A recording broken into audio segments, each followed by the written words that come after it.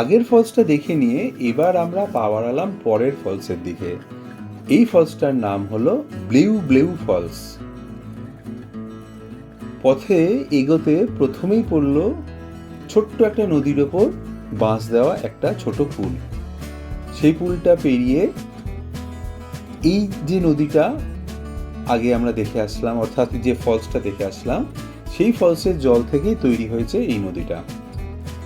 এবার পথ সেই নদীর পাড় বরাবর কিছুটা চলে গিয়ে তারপর বেশ ঘন জঙ্গলের মধ্যে ঢুকে পড়েছে। একদম পাথুরে আর বেশ কিছুটা উঁচু নিচু পথ জঙ্গলের মধ্যে দিয়ে সামনের দিকে এগিয়ে গেছে ফলসের কাছে। মানুষের চলার পথ দেখে দেখে এখানে এগিয়ে যেতে হবে।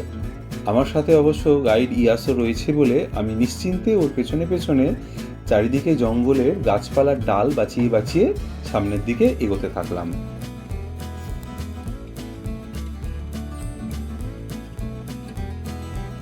এখানেও এবার প্রায় 10 মিনিট মতো এবড়ো খেবড়ো পথ এগোতেই কিছুটা দূরে সামনের দিকে গাছপালার আড়ালে ব্লিউ ব্লিউ ফলসকে প্রথম দেখতে পাওয়া গেল।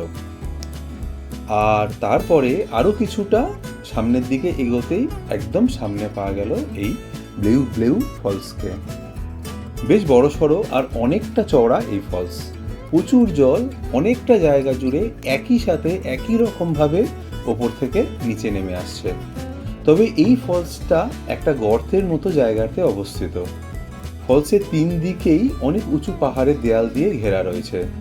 শুধু ফলসের বাম পাশের ওই একদিকই খোলা আছে, যেই দিক দিয়ে আমরা এই ফলসের দিকে আসতে পারছিলাম। এই ফলসের এত বিশাল পরিমাণ জলও দেখলাম যে একটা খুব সরু নালা দিয়ে বাইরের দিকে বেরিয়ে চলে যাচ্ছে। এইরকম একটা আবদ্ধ জায়গাতে এত বড় ফলস আমি কিন্তু এর আগে কোথাও কখনো দেখিনি।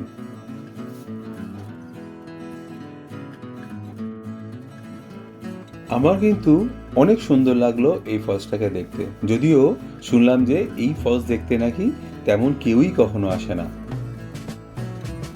তাছাড়া আজকে যেহেতু এটাই আমার শেষ দ্রষ্টব্য, তাই সন্ধ্যা হওয়ার আগে পর্যন্ত এখানে আমরা অনেক ছবি তুললাম।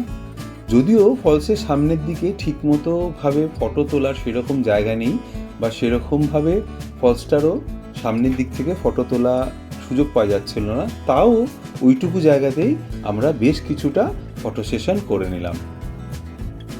এবার হলো আমাদের ফেরার পালা। অন্ধকার হওয়ার আগেই তো গাড়ির কাছে পৌঁছাতে হবে, তাই জঙ্গল পেরিয়ে আমার গাইড ইয়াসর দেখানো অন্য একটা পথে প্রায় 1.5 কিলোমিটার মোটামুটি উঁচু নিচু আর কাঁচা রাস্তা পেরিয়ে গাড়ির কাছে এসে পৌঁছালাম। আমরা যদি এই পথে না আসতাম তাহলে হয়তো আবার সেই পথে, অর্থাৎ যে পথে আমরা পডেল ফলসে এসেছিলাম, আবার সেই পথেই ফিরে গিয়ে তারপরে সেই পথে খালিই হাসান গ্রামে ফিরতে হতো। সেই জায়গাতে ইয়াসো তার জানা অন্য একটা পথে এই খালিই হাসান গ্রামে আমাদেরকে ফিরিয়ে আনলো। এবার আমরা গাড়ির কাছে পৌঁছেই একটু সময় নষ্ট না করে গাড়ি দিয়ে রওনা দিলাম সেই দিনের রাতে থাকার জন্য খুব বেশি দূরের নয় এমন এক হোমস্টের দিকে, কারণ যাতে পরের দিন সেখান থেকে আমাদের পরের ফলসগুলো দেখতে যেতে খুব বেশি দেরি না হয়ে যায়। এই ফলসের গোটা পথে কোনো রকম কোনো দোকানপাট বা পানীয় জলের কোনো ব্যবস্থা নেই। কিছু দোকানপাট রয়েছে সেই খালিই হাসান গ্রামতে। এই অঞ্চলে নেই কোনো টয়লেটের ব্যবস্থাও। ফলসে ঢোকার জন্য, অর্থাৎ এই ব্লিউ ব্লিউ ফলসে ঢোকার জন্য আলাদা করে কোনো চার্জ দিতে হবে না। পুরো এলাকাতে মোবাইল বা ক্যামেরা নিয়ে যেতে কোথাও কোনো রকম কোনো বাধা নেই। কোথাও ছবি তুলতেও কোনো আলাদা করে চার্জ দিতে হয় না। এই সম্পূর্ণ অঞ্চলে জিও আর এয়ারটেলের নেটওয়ার্ক ছাড়া আর কোনো কোম্পানির কোনো নেটওয়ার্ক নেই। জিও আর এয়ারটেলের নেটওয়ার্ক বেশ ভালো রকমেরই রয়েছে। ফলসের কাছাকাছি জায়গাতে প্রাকৃতিকভাবে থাকা বড় আর ছোট ছোট পাথর ছাড়া আর কোথাও কিন্তু কোনো রকম বিশ্রাম নেওয়ার কোনো জায়গা নেই।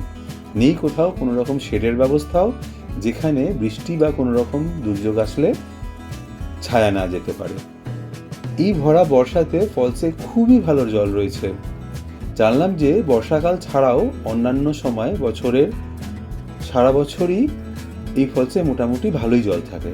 তাই এই ফলস ঘুরতে আসার জন্য সবথেকে ভালো সময় এই বর্ষাকাল হলেও বছরের অন্যান্য সময়তেও এই ফলস ঘুরতে আসতেই পারেন।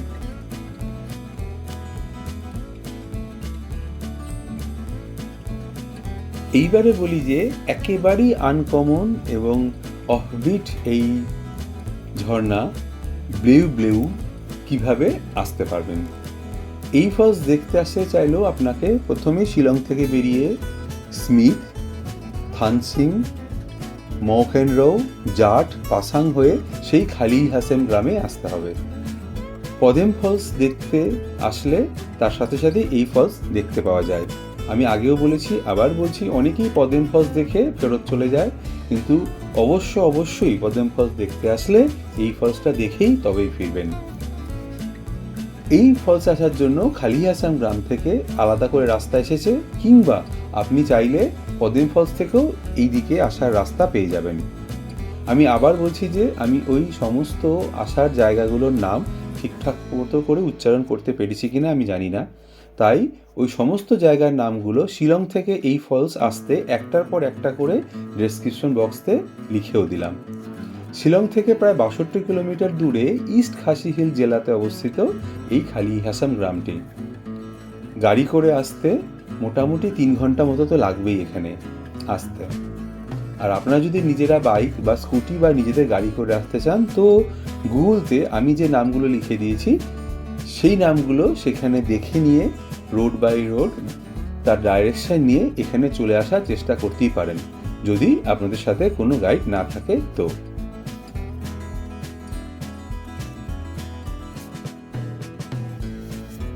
মেঘালয়ের প্রত্যেকটা ভিডিওতে আমি এই কথাগুলো প্রত্যেকবার বলছি যে আমার গাইড ইয়াসো আর আমার গাড়ির ড্রাইভার পালের কোনো তুলনা হবে না। কোনো ট্যুর ভালো হবে না খারাপ হবে সেটা সম্পূর্ণ নির্ভর করে গাড়ি ড্রাইভার আর সেই ট্যুরের গাইডের ওপরেই। এরা দুজনেই প্রথম দিন থেকে শেষ দিন পর্যন্ত যেভাবে আমাকে সব রকমভাবে গাইডিং আর হেল্প করেছে, তাতে আমি এক কথাতে অভিভূত। আমি ওদের দুজনের নাম্বারই ডেসক্রিপশন বক্সে দিয়ে দিয়েছি। একদম নির্দ্বিধাতে ওদের সাথে যোগাযোগ করে নিশ্চিন্তে মেঘালয়ের যে কোনো জায়গাতে ঘুরতে চলে যান।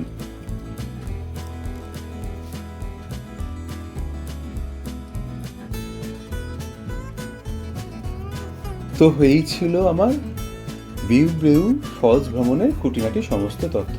আশা করি আমি এখানে আপনাদের সমস্ত তথ্যই এখানে জানাতে পেরেছি। একদমই অফবিট বা অচেনা এই ফলসটা যদি পারেন অবশ্যই মেঘালয় ঘুরতে আসলে দেখে নিন। আশা করি আপনাদের খারাপ লাগবে না। আমি যত কিছু আপনাদের এখানে জানাতে পেরেছি, তাছাড়াও যদি আপনাদের আরও কিছু জানাবার থাকে বা জানার থাকে তো নির্দ্বিধাতে আমাকে জিজ্ঞাসা করবেন, আমি আপনাদেরকে সমস্ত প্রশ্নের উত্তর দেব। উপরওয়ালা আপনাদের সবাইকে সবসময় অনেক অনেক ভালো রাখুন আর প্রচুর ঘুরতে যাওয়ার সদিচ্ছা দিক, এই শুভেচ্ছা নিয়ে আজকের এই ভিডিও এখানেই শেষ করলাম। জয় হরগৌরী কি।